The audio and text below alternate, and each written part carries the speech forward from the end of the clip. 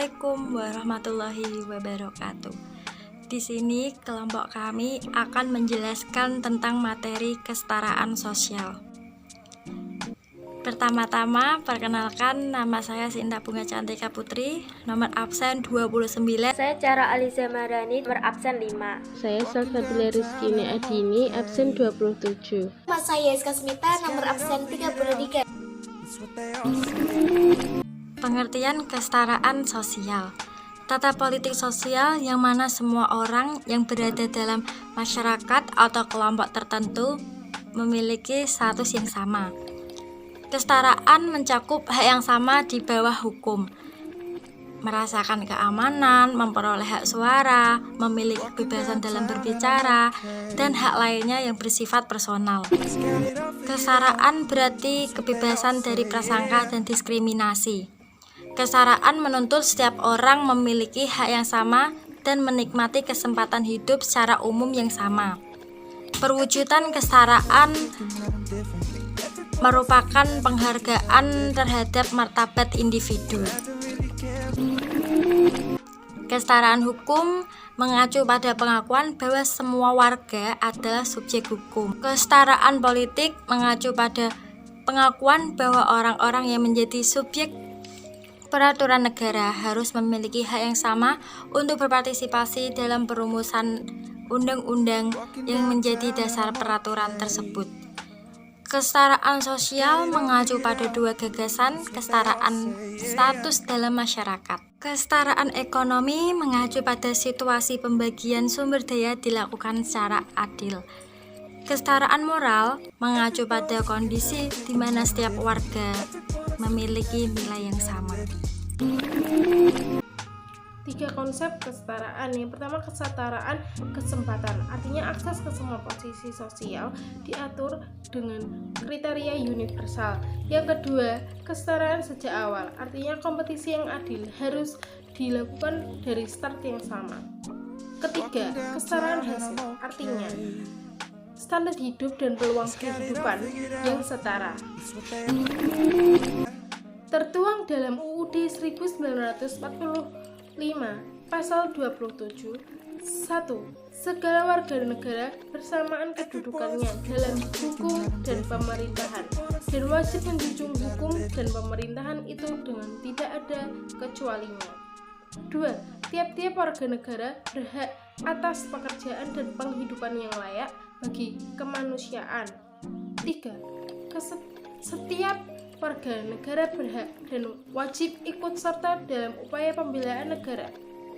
Perbedaan tetap berada pada perbedaan, bahwa prinsip kesetaraan dilaksanakan sesuai dengan sila kelima. Keadilan sosial bagi seluruh rakyat Indonesia. Selanjutnya ada prinsip kesetaraan. Prinsip kesetaraan dibagi menjadi 2. Yang pertama, dalam hal hak. Individu memiliki hak yang sama dalam aspek apapun. Yang kedua adalah dalam hal kewajiban. Individu tidak boleh ada yang diperlakukan secara berbeda. Dengan adanya prinsip-prinsip kesetaraan ini bisa membuat mereka sadar diri akan apa yang harus dilakukan untuk mewujudkan kehidupan yang damai dan harmonis. Berikut adalah bentuk-bentuk kesetaraan sosial. 1. Gender. Status laki-laki dan perempuan pada dasarnya setara. Mereka memiliki kesempatan belajar, bekerja, beragama, dan kehidupan yang layak sama. 2. Agama. Di masyarakat juga terdapat keberagaman agama yang membedakan antara satu dengan lainnya. Selama masyarakat saling mengembangkan sikap toleransi dan saling menghormati masing-masing umat, maka kerukunan dapat terjaga. Ketiga, ekonomi. Setiap orang yang sudah bekerja memiliki tingkat penghasilan atau pendapatan yang berbeda-beda. Dengan adanya kesetaraan tersebut, maka orang yang berada di kelas bawah dapat menjadi kelompok kelas atas apabila berusaha dengan keras dan tekun. Yang keempat adalah pendidikan. Perbedaan sosial yang dilihat dari jenjang pendidikan dapat dikelompokkan menjadi beberapa tingkat. Adanya perbedaan pendidikan harus disetarakan. misalnya melalui program beasiswa bagi yang berprestasi dan pemerataan tingkat pendidikan di seluruh wilayah Indonesia. Saya di sini akan menerangkan tentang harmoni sosial. Harmoni sosial, kondisi ketika individu hidup setara dan sejalan dengan tujuan masyarakat. Herbert Spencer menyatakan bahwa harmoni sosial pada dasarnya berasal dari pembagian karya. Masyarakat tidak harus campur tangan untuk memastikan bagaimana harmoni terbentuk.